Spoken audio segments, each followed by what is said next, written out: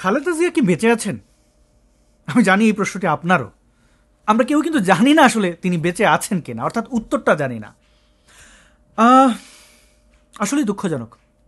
বেশ কয়েকদিন ধরে ইউনূস সরকার কর্তৃক আমরা বলতে শুনছি তিনি যে হাসপাতালে অবস্থান করছেন সেখানে ব্যাপক নিরাপত্তা জোরদার করা হয়েছে, এসএসএফ নিরাপত্তা দিচ্ছে, আকাশে হেলিকপ্টার উড়ে বেড়াচ্ছে, সেনা পুলিশ গোয়েন্দায় ভরে গেছে চারপাশ। তার নেতাকর্মীরা গিয়ে দেখা করছেন তার সাথে। তার সুযোগ্য না কুযোগ্য পুত্র, কি বলবো, তারেক জিয়ার কথা, সেও বিবৃতি দিচ্ছে। শুধু বিবৃতি পাচ্ছে, কিন্তু আসল যে জিনিসটা জানতে চাই তিনি বেঁচে আছেন কিনা সেটাই কেউ বলছে না। এবার আরেকটি বিষয়ে অনেকে কথা তুলছেন যে এই মানুষটিই তো বঙ্গবন্ধু শেখ মুজিবুর রহমানকে সপরিবারে যে হত্যা করার দিনটি 15 আগস্ট, সেই দিনটিকে বেছে নিয়েছিলেন জন্মদিন উৎসবের নামে আসলে রাজনৈতিক যে কুৎসিত একটা চরিত্র তার, সেটি তুলে ধরার জন্য। এবং এখন প্রাকৃতিক নিয়মেই তার মৃত্যু দিবসটি সম্পর্কে আমরা স্পষ্ট নই। অবশ্য এই গুঞ্জন কিন্তু অযৌক্তিক নয়। খালেদা জিয়া সেই ব্যক্তিই তো যার জন্ম সনদে একটা জন্ম তারিখ, বৈবাহিক সনদে আরেকটা, পাসপোর্টে একটা, ন্যাশনাল আইডি কার্ডে আরেকটা, মানে একটা মানুষের 14 জায়গায় 14 রকমের ডেট লেখা রয়েছে। এবং তিনি স্বতঃপ্রণোদিত হয়ে 15 আগস্টকে বেছে নিয়েছেন জন্মদিন উৎসব করার জন্য। এখানে তিনি সততার আশ্রয় নিয়েছেন নাকি তাঁর কুৎসিত সেই চরিত্রটি আমাদেরকে দেখিয়েছেন? এমন তো না যে তাঁর মৃত্যুর পরে অন্য কেউ তার এই দিবসটি নিয়ে ছিনিমিনি খেলছে, ব্যাপারটা এরকম নয়। এখন আপনি বলতে পারেন যে হ্যাঁ 15 আগস্ট এমন কোন দিন যে ওই দিনে মানুষ বিয়ে করতে পারবে না, জন্মাইতে কেউ পারবে না? অবশ্যই পারবে। জেনুইন হলে আপনি জন্মান, আপনি বিয়ে করেন, বউ ভাগায় নেন, হানিমুনে যান, যা ইচ্ছা করেন। কিন্তু কথা হচ্ছে একটা মানুষের 14 জায়গায় 14 দিন জন্ম তারিখ কেন হবে? হ্যাঁ আপনি বলবেন বাংলাদেশে তো এগুলো বুলটুল হয়, দপ্তরের এই উদাসীনতার কারণে কারোর জাতীয় জন্মদিন হয়ে যায়, অর্থাৎ জানুয়ারি 1, মানে 1 তারিখ জানুয়ারির, বা স্কুলে এরকম সার্টিফিকেটসে এক ধরনের জন্মদিন, ন্যাশনাল আইডি কার্ড অন্য, বা এটা হইতে পারে একটা দুইটা জায়গায় একটু ভিন্ন, কিন্তু তাই বলে 14 জায়গায় 14 রকমের জন্ম তারিখ কেন হবে? এবং একজন প্রধানমন্ত্রী হয়ে, তিনি প্রধানমন্ত্রী থাকা অবস্থায় এই বদমাশিটা করেছেন যে 15 আগস্ট তিনি ঘটা করে জন্মদিন পালন করেছেন। তো এখন তার মৃত্যু দিবস সম্পর্কে আমরা স্পষ্ট নই, ঠিকই তো আছে। আবার কেউ কেউ বলছেন যে আসলে ব্যাপারটা এরকম না, আমাদের যে বিজয় দিবস 16 ডিসেম্বর, ওই দিনটিতে আসলে ইউনূস সরকার তার মৃত্যু দিন ঘোষণা করবে, এর আগ পর্যন্ত তাকে ওই ফালায় রাখা হবে আইসিইউতে, মানে বডিটাকে বাঁচিয়ে রাখা হবে। হইতেও পারে, কারণ এই ইউনূস গ্যাং ক্ষমতা দখলের পর থেকে পাকিস্তান কত পেয়ারা রে, পাকিস্তান হামারা বাপ হে, এটা প্রমাণের জন্য যা কিছু করতে হয় তাই করেছে। এখানে শুধু ইউনূস গ্যাং, অবশ্য এই কাওয়ার্ড মিলিটারি তো তাদেরই এই কনস্পিরেসির অংশ, শেখ হাসিনার এই 5 আগস্ট সবই জানেন, এগুলো আমাদের কাছে স্পষ্ট। তো এই যে মিলেমিশে পাকিস্তানের প্রতি প্রেম, তো সেটার একটা অন্যতম এই দিনটিও তো 16 ডিসেম্বর, যেখানে তার এই পাকিস্তানি তাদের এই এই বাংলাদেশে ফেলে যাওয়া তাদের সন্তানরা তাদের বাবার পরাজয় নাকে খত দিয়ে মানে স্যারেন্ডার করা বাংলাদেশ এবং ভারতীয় বাহিনীর কাছে, এবং শাস্তি খেটে তার দেশে ফিরতে পারাটা আর কি, অস্ত্র কাপড় চোপড় সব ফেলে দিয়ে যাইতে হয়েছে তাদেরকে। তো সেই গ্লানি, সেই পরাজয় এবং সেই পরাজয়ের যে দিনটি, সেই দিনটিকে তো আসলে উৎসব হিসেবে না দেখে শোক দিবস পালন করা উচিত। তাই 16 ডিসেম্বর হয়তো তারা চুজ করতে পারে। এই সম্ভাবনাও কিন্তু আসলে অমূলক নয়। অথবা এই ভিডিও আপলোড করতে করতে শুনবেন যে তিনি মারা গেছেন। খালেদা জিয়া মারা যাবেন কি বেঁচে থাকবেন এটা নিয়ে আসলে আমার তেমন কোনো মাথা ব্যথা নাই। সাবেক প্রধানমন্ত্রী হিসেবে ওনার প্রতি আমার সম্মান আছে বা নাই তাও বলতে পারছি না, কারণ তিনি তো আসলে এমন কোনো ভালো কাজ করে যান নাই যেটা নিয়ে আসলে অ্যাপ্রিসিয়েট করব। এইবার হচ্ছে তার সুযোগ্য বা কুযোগ্য পুত্র তারেক জিয়ার কথায় আসি। তারেক জিয়া ভাইয়া, লিডার, কত কত তার নাম, তার দল গত অন্ততপক্ষে 10 বছর ধরে ঈদের পরে আন্দোলন বলতে বলতে আমাদের আসলে পেটে খিল ধরে ফেলছে হাসতে হাসতে। কোন ঈদ আমরা জানি না। এখন আবার তারেক জিয়া শুরু করেছে যে নভেম্বরে আসবো, ডিসেম্বরে আসবো। কোন নভেম্বর, কোন ডিসেম্বর, কোন ঈদের আগে না পরে সেটাও বলছে না। সর্বশেষ মায়ের এরকম দুর্যোগে, মানে মৃত্যুসজ্জায় মা, সে বলেছে সে আসবে না, এবং কারণ দেখেছে 5-6টা, যে তার ব্রিটেনে যে অ্যাসাইলাম সেটার একটা জটিলতা, ট্রাভেল পাস পাওয়া নিয়ে জটিলতা, পাসপোর্ট নিয়ে জটিলতা, বাংলাদেশের নিরাপত্তার অভাব, তারপরে আরও কি কি যেন বলল। আরে বেটা তুই কাওয়ার্ড, এটা বল, অসুবিধা কোথায়? এটা তো বাংলাদেশের সবাই জানে, তোর দলের লোকজনও জানে। এমন কি করছেন তারেক জিয়া আপনি বাংলাদেশে বৈশা যে আপনি এখন আসার সাহস পাচ্ছেন না? আপনি না নেতা? হ্যাঁ, কি করছেন? আপনার এনিমিকে রাশিয়া, ভারত, আমেরিকা, নাকি এই ধরনের চায়না, রাশিয়া, আমেরিকার মদতপুষ্ট হয়ে তারা আপনাকে নিশ্চিত করবে যে যাও খোকা, তোমার কেউ টিকিটাও ছোবে না, এরকম নিশ্চয়তা নিয়ে দেশে আসতে হবে? কি ব্যাপারটা কি? শেখ হাসিনারে গ্রেনেড মারছিলেন, ভয় আপনারে কেউ না মাইরে দেয়। চোর তো অন্যরে চোরই মনে করবে। 10 ট্রাক অস্ত্র সাপ্লাই দিছিলেন ভারতের মধ্যে অশান্তি সৃষ্টি করার জন্য, সেখানে ভয়টা কোথায়? নাকি মিলিটারির সাথে আকাম কুকাম করছেন? মাজা ভেঙে দিল কেন মিলিটারি? ওটা তো শেখ হাসিনার আমল ছিল না, ওটা তো এই ফখরুদ্দিন মঈনুদ্দিনের আমল ছিল। আপনার মাজা ভাঙছে কেন? আপনি এত ভালো মানুষ, আপনার মাজা ভাঙে কেন? কাহিনীটা কি রে ভাই? আপনি না নেতা? অনলাইনে আর কতদিন? আসেন, দেশে আসেন। মানে একটা মানুষ কতটা ব্যর্থ হইলে পরে তার দল ক্ষমতায়, কেন এই স্বরাষ্ট্র উপদেষ্টা থেকে শুরু করে উপদেষ্টা প্যানেলের তো বেশিরভাগই বিএনপির, মানে তাদের গ্রিন সিগন্যাল বা পজিটিভ ইয়ে থেকে তারা ওইখানে ওই চেয়ারগুলো দখল করেছে, তাই না? তো আপনার দল ক্ষমতায় যে বিএনপি, সেটা বোঝার জন্য আর কি লাগে? বিএনপি জামাত ক্ষমতায় না, মানে একটা দল তারা নির্বাচিত হয় না এখনো, আচ্ছা লামসাম যদুমধুর মতো আছে, তারা চাঁদাবাজি করতে পারে, সব জায়গায় যে মাস্তানি করে বেড়াইতে পারে, তার দলের লিডার বাংলাদেশে আসার সাহস পায় না। কি করছেন তারেক জিয়া? আপনি করছেনটা কি? একটু ভাবেন। করছেন তো কিছু না কিছু, আপনি জানেন, আমরাও কিছুটা অনুভব করতে পারি। এইভাবে রাজনীতি করবেন? এবং দেখেন এই কাওয়ার্ডগুলো সবগুলো কিন্তু রসুনের কোয়ার মতো এক জায়গায়। পিনাকির দিকে তাকান, ও বাংলাদেশে কালাজ্বরের জাল ওষুধ খাওয়াইয়া প্রায় 300 শিশু হত্যা করছে। তারপরে ওই জায়গায় ও বিচারের সম্মুখীন হবে, তাই পালায়ে গেছে ভারতে। ভারতে পালায়ে যে রয়ের মদদে বা কার মদদে জানি না, সে ভারতের জাল পাসপোর্ট বানাইছে, বানায় ওটা নিয়ে থাইল্যান্ড গেছে, ওইখান থেকে ফ্রান্স যেয়ে ওইখানে বসে চিৎকার করে, ওইখানে বসে ধানমন্ডির 32 নম্বর ভাঙায়। এর বাড়ি ওই নারীরে নিয়ে, মানে এমন কোনো ব্যক্তি নাই যাদের নিয়ে বিষাদগার করে না। তো ওই পিনাকি আসে না কেন? কারণ একই, ওর ওই হ্যাডাম নাই, ওর এমনিতেও তো জিনিসপত্র নিয়ে বিতর্ক আছে, তো ওর গলা শুকিয়ে যায় বাংলাদেশের কথা শুনলে। সে না আবার স্টেক হোল্ডার আবু তালেব, এত বড় তালেবর এতদিনে ফ্রান্স থেকে আসতে পারে, অথচ আমাদের ভাই ব্রাদার যারা ফ্রান্স থাকে, আমেরিকা থাকে, লন্ডন থাকে, অ্যাসাইলাম ক্লেম করে, তারা ভারতে ঢুকে বাংলাদেশে ঢোকে, মানে ওই বুঝেন তো, বিয়ে শাদী করার জন্য বিভিন্নভাবে আসে। এই লিডারদের হ্যাডাম হয় না। তুই যেভাবে ভারতে পালাইয়া গিয়া পাসপোর্ট বানাইয়া ফ্রান্স গেছস, ওইভাবে ভারতে পালাইয়া আবার যা, ওইখান থেকে বর্ডার ক্রস করে বাংলাদেশে ঢুকা বল ইনকিলাব জিন্দাবাদ, দেখ তোরে সায়দাবাদ কেমনি করে দেয়। মানুষের ক্ষতি, এই ধ্বংস কইরা দেশে ফিরতে তো হ্যাডাম লাগবে।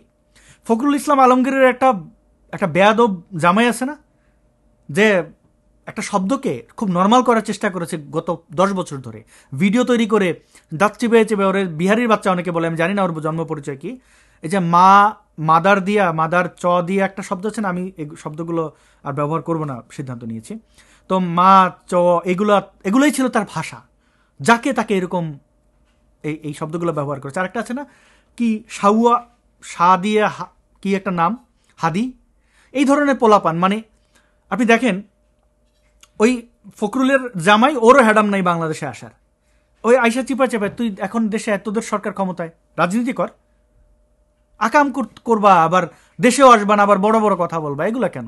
এই জুলকারনাইন শায়ের দেখেন না, বিশাল সাংবাদিক, অল দ্য প্রাইম মিনিস্টার্স মেনে কি হয়েছে, হুইসেল ব্লোয়ার। কই ব্লো কি দাও এখন ব্লো, মানে হুইসেল কই তোমার? আসো, বাংলাদেশে আসো। আসবা না কেন? তোমরা না নেতা, মানুষকে উস্কানি দাও, ক্ষতি করো। আবার ওই নেত্রলাল কত লাল দেখলাম, এসে নাটক ফাটক করে গাট্টি বস্তা গুটায় চলে যায়। আরও দেখবেন এই যে বাংলাদেশে যেগুলো, এই যে সায়ান টায়ান, এই কি বাদন টাদন, আসমান কাপা, ওই কোন খাট কাপা, কি কাপা কাপি, সবগুলো সব পালাবে, জীবনে কাউকে মুখ দেখাবে না, কারণ তারা ক্ষমতায় থেকেই বাংলাদেশে ফিরতে পারেনি। তারেক জিয়ার কথা বলছে। এখন আপনি বলবেন যে ও মা, তুমি তো পালাইয়া গেছো। আমি পালাইয়া যাই নাই রে ভাই, আমি পালাইয়া যাই নাই। 2017-তে সুনিশ্চিতভাবে হত্যার শিকার হব বইলা ভারতে প্রস্থান করতে বাধ্য হয়েছি, হিজরত করছি। হযরত মোহাম্মদ যেভাবে মক্কা থেকে মদিনায় পালাইয়া যেতে বাধ্য হয়েছেন, ওইভাবে পালাইয়া যেতে বাধ্য হয়েছি জীবন বাঁচাইতে। 1 বছর ভারতে অবস্থান করে বুঝতে পারছি ভারত আমার জন্য না। একটা মানুষ তার নিজের মাতৃভূমি ছেড়ে অন্য একটা দেশে প্রস্থান করতে বাধ্য হয়েছে, তার মানবিক অধিকার রয়েছে ওই দেশে রাজনৈতিক আশ্রয় পাওয়া। ভারত আমাদেরকে বন্ধু মনে করে না, রাজনৈতিক আশ্রয় তো দেয়ই নাই, কোনো প্রকার কোনো সুযোগ সুবিধা তো দূরের কথা, বেঁচে থাকার কোনো অধিকার পাই নাই। তারপরে সিদ্ধান্ত নিছি, আবারও বলছি, আমি সিদ্ধান্ত নিছি যে ভারতে মৃত্যু হওয়ার চেয়ে বাংলাদেশে জঙ্গি জিহাদিদের হাতে মরা ভালো। অন্ততপক্ষে আমার লাশটা আমার বাবা মা দেখতে পারবে, তারা তো আর আমার জন্য কম চেষ্টা করে নাই, আমি যেন ইসলামে থাকি অনেক চেষ্টা, তারা অন্ততপক্ষে লাশটা দেখে কাঁদুক। বাংলাদেশে ফিরলাম এবং অ্যারেস্ট হইলাম, যথারীতি বৈধ পন্থায় বের হওয়ার চেষ্টা করছি, এয়ারপোর্টে অ্যারেস্ট হয়েছে। তারপরে একবার এক টার্মে জেল খাটলাম, জেল খেটে বের হইলাম, বাংলাদেশের টিএসসিতে ঘোরাঘুরি করলাম, এইটাও হেফাজতের আপত্তি। তারপরে তারা সরকারকে চাপ দিল, 2018 ইলেকশন সামনে ছিল, অর্থাৎ এটা হচ্ছে সেপ্টেম্বরের 12 তারিখ, ডিজিএফআই আমাকে গুম করে নিয়ে গেল, আটকায় রেখে পাসপোর্ট টাসপোর্ট সব কিছু নিয়ে যেয়ে জীবন তছনছ করে দিল। তারপরে জেল থেকে বের হওয়ার পর আবার মিথ্যা মামলায় জেলে গেলাম, জেল থেকে বের হইলাম, তারপরে পাসপোর্ট পাই না। এখন দেখলাম যে আমার অন্যান্য অ্যাক্টিভিস্ট ব্লগারদের মতো আমাকে হত্যা করবে এবং এই জঙ্গি নাটক, অনেক নাটকের আমি বলির পাঠা হব না, আমি আবার দেশ ছাড়তে বাধ্য হইলাম। কোনোবার পালায় যায় নাই, এই বাংলাদেশে কারোর থাপ্পড় দেয় নাই, কারোর ওনা ধরে টান দেয় নাই, ধর্ষণ খুন তো অনেক দূরের কথা, কারো টাকা পয়সা মারি দেয় না। পালাবো কিসের জন্য রে ভাই? আমার মানে পালানো কারে বলে যে আমি কিছু নিয়ে চলে গেলাম? আমি নিছি কি? সমাজে দিছি যতটুক পারছি। এবং এই ইসলামিক সন্ত্রাসীরা বিশ্বাস করে যে হুমকি ধমকি, মানে এরা দেখেন, আপনি বলতে পারেন যে আপনি তো নবীর নিয়ে এইসব বলছেন বলে আপনার দেশ ছাড়তে হয়েছে। না, ব্যাপারটা ওইরকম না। শুরু আমি করি নাই, শুরু এই ইসলামিক সন্ত্রাসীরা করছে। এই ইসলামিক সন্ত্রাসীরাই শুরু করে। আপনি দেখেন আপনার চারপাশে, আপনি মেলা করবেন কিনা সে আইসা বাধা দেবে, আপনি আপনার বিয়েতে গান বাজাবেন কিনা সে আইসা ডিসাইড করে দেবে। আরে ভাই, বিশেষ অঙ্গের মাথা কাটা থেকে শুরু করে দাড়ি কতটুকু রাখবেন, মাথায় টুপি কিরকম দেবেন, আন্ডারওয়্যার কিরকম পরবেন, মোবাইল ফোন কি কি চালাবেন, কি কি না, কোন সাইটে ঢুকবেন, সব তারা ডিসাইড করে দেবে।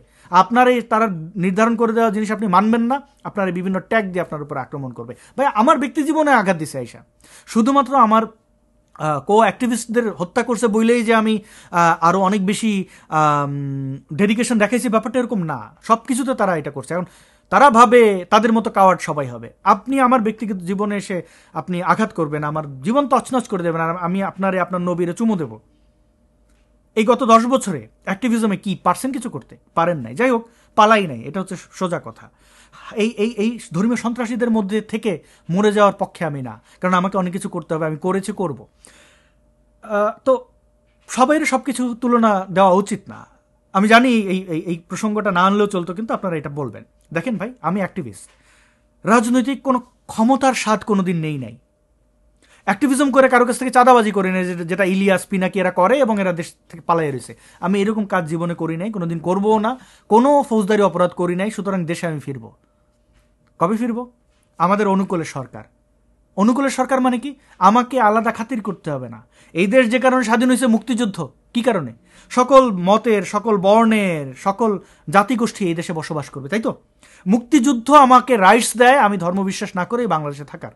মুক্তিযুদ্ধ, এই দেশের আইন, সংবিধান আমাকে রাইটস দেয়, কিন্তু সংবিধান, আইন, আমার সেই রাইটস তারা রক্ষা করতে পারে নাই। ফলে ইসলামিস্টরা এসে আঘাত দিছে, তাদেরকেও আমি ভার্বালি আঘাত দিছি, তাদের ফান্ডামেন্টাল বিশ্বাসে আঘাত দিছি। আমার তো কিছু করার নাই। আপনি আমার এই দেশ থেকে বের করে দেবেন, জেল খাটাবেন, একের পর এক অত্যাচার করবেন, আমি কেন মুখ বুঝে সহ্য করব? তো আমার সেই রাইটস যদি কোনো দল দেয়, কালকে আমি বাংলাদেশে চলে যাব। আমি তারেক জিয়া, পিনাকি, ইলিয়াস না, কারণ ওই দেশে আমি জন্মাইছি, ওইটা আমার দেশ। আমি আমার দেশের উন্নয়ন করার জন্য আমার দেশে থাকা জরুরি। এখন সময় বলে দেবে, নিশ্চয়ই বাংলাদেশে ফিরবো, অবশ্যই ফিরবো। কিন্তু আফসোস হইতেছে এই যে বীরদের সাহস দেখে, মানে এত কথা বলো, দেশে যাওয়ার হ্যাডাম রাখো না, কেন রাখো না? ঝুঁকিটা কোথায়? তারেক জিয়ার ঝুঁকি কোথায় আপনি দেখেন। তাদের বললাম তো, তাদের দল ক্ষমতায়, মিলিটারি তাদের অনুকূলে, সব কিছু অনুকূলে। তারেক জিয়ার সাথে যে ইউনুস পারলে ওইখানে এই কোমরের মধ্যে এরকম হাত দুটো দিয়ে এরকম ধরে না, মানে দুইটা হাতকেই ধরে। তো কত আপন তুমি আমার, কত যে আপন। তো ইউনুসের গ্যাং, ওই যে এনসিপির সন্ত্রাসী বাহিনী, অন্যান্য চক্রান্তকারী, এদেরকে তো একটু ব্ল্যাঙ্ক চেক দিলেই, মানে ব্ল্যাঙ্ক চেক মানে সেফ এক্সিট। তারা তো তারেক জিয়ারকে সকাল বিকাল যে হাত পা টিপে দেবে, তো দেবে না। এই হচ্ছে তারেক জিয়ার হ্যাডাম। এবং শেখ হাসিনার 5ই আগস্টের ক্ষমতা পতনের পর আমি দুঃখ পেয়েছি, আমি খুশি হইনি। এবং এখন আরও বেশি ব্যাপারটা নিয়ে সিরিয়াস আমি। এবং শেখ হাসিনাকে বলি যে আপনি 5 আগস্টের পর যা কিছু হারাইছেন, কয়েকটা জিনিস পাইছেন। আপনার জীবনের সবচেয়ে বড় পাওয়া হচ্ছে আপনার জীবন, আপনি বেঁচে আছেন। আপনার উপরে বঙ্গবন্ধু হত্যার পরে কয়েকবার অ্যাটেম্প নেওয়া হয়েছে, 16-17 বার টার্গেট করেছে আপনাকে হত্যার জন্য। সবচেয়ে ভয়াবহ ছিল 21শে আগস্ট, এগুলো আমাদের সামনে লাইভ দেখা। তো তারপর আপনি বেঁচে আছেন। এমনকি এই সকল বিপ্লব, 5ই আগস্ট আপনার হত্যার একদম চূড়ান্ত, মানে এই হত্যা যে আপনাকে করতেই হবে তার পর তো আমেরিকাও তৈরি করছিল, তো সেখান থেকে আপনি বাঁচছেন। আপনি অনেক আনন্দিত থাকেন আপনার জীবন নিয়ে যে আপনি বেঁচে আছেন, এবং এটা আমাদের জন্য স্বস্তির খবর, আপনি বেঁচে আছেন। এরপরে যদি কোনো কিছু আপনি মনে করেন আপনার অ্যাচিভমেন্ট বা আপনি পাইছেন কোনো কিছু না করে, তার মধ্যে অন্যতম হইতে পারে খালেদা জিয়া এখনও আপনার আমলে মারা যায় নাই। কারণ শেখ হাসিনা ক্ষমতা থাকা অবস্থায় এদের কান্নাকাটি করতে দেখেছি যে খালেদা জিয়াকে বিদেশে যেতে দিচ্ছে না, কত বড় মানবাধিকার লঙ্ঘন হচ্ছে, এই সেই। এখন না, এই কয়দিন আগে খালেদা জিয়া সেনাগুঞ্জ থেকে ঘুরে আসলেন, এবং অনেকেই বলছে সেনাগুঞ্জে গেছে, ওইখানে তার পয়জন ঢুকিয়ে দিয়েছে শরীরের মধ্যে, যে কারণে সে এখন চিত হয়ে পড়ছে। হইতে পারে, না হইতে পারে, আমার কাছে কনক্রিট কোনো এভিডেন্স নাই। হাইপোথেটিক্যাল কথাবার্তা আমি যাব না। বাস্তবতা হচ্ছে যে খালেদা জিয়া সেনাকুঞ্জে যাইতে পারেন, তার চিকিৎসার জন্য বিদেশে নিয়ে গেলেন না কেন তারেক? মাকে পাশে রাখেন, এই শেষ সময় আপনি পাশে রাখবেন না? আমার তো সেই সামর্থ্য নাই, থাকলে আর আমার মা যদি আমার এই ধর্মীয় অবিশ্বাস মেনে নিতেন, আমি মায়ের পাশাপাশিই থাকতাম। তো আপনি তো সেটা করলেন না। এবং শেখ হাসিনা তো বেঁচে গেছেন এইরকম একটা অপবাদ থেকে, নইলে এখন এই অসুস্থ তো সবাই বলা বলি করতো, বুদ্ধিজীবী থেকে শুরু করে টুদ্দিজীবী, টুপিওয়ালা থেকে শুরু করে ধুতিওয়ালা, সবাই বলতো যে আর হাসিনা মাইরে বলছে খালেদা জিয়ারে, এখন অ্যাকুরিয়ামে বা মমি করে রেখে দিছে। এই অপবাদ থেকে শেখ হাসিনা আপনি বেঁচে গেছেন, এইটা আজীবনের অপবাদ, যেটা আপনি কোনোদিন মুছতে পারতেন না। আপনার বিরুদ্ধে আরও অনেক অপবাদ ছিল, গুম টুম, যদিও আমি গুমের শিকার হয়েছি অল্প সময়ের জন্য, গুম যে আপনি করছেন এটাও সত্য, কিন্তু যেগুলো দেখানো হয়েছে আয়নাঘর ফায়নাঘর, এই যে এই যে এই যে রাবিশ জিনিসপত্র, সেখান থেকে আমি আরও অনেক কিছু জিনিস স্পষ্ট হয়েছি। আপনি মানুষকে হত্যা করতে বলছেন, সেই কল রেকর্ডও আমি সুলতানুর রহমানের সেই পর্বটি আপনারা অনেকেই দেখেছেন, রিপোর্টটি, যেখানে দেখা যাচ্ছে যে আসলে শেখ হাসিনা বলছেন যে আমি মানুষ মেরে ক্ষমতায় থাকবো না। অনেক কিছু শুনছি আপনার ব্যাপারে, অনেক কিছু দেখলাম, এই জীবনে অনেক কিছু দেখতে হবে। তো আমরা চলুন একসাথে দেখি। অনেক ধন্যবাদ আপনাদেরকে ভিডিওটি শেষ পর্যন্ত দেখার জন্য, শেয়ার করার অনুরোধ জানাচ্ছি। আবার দেখা হবে খুব শীঘ্রই। আজকের মতো এখানেই বিদায় চাইছি।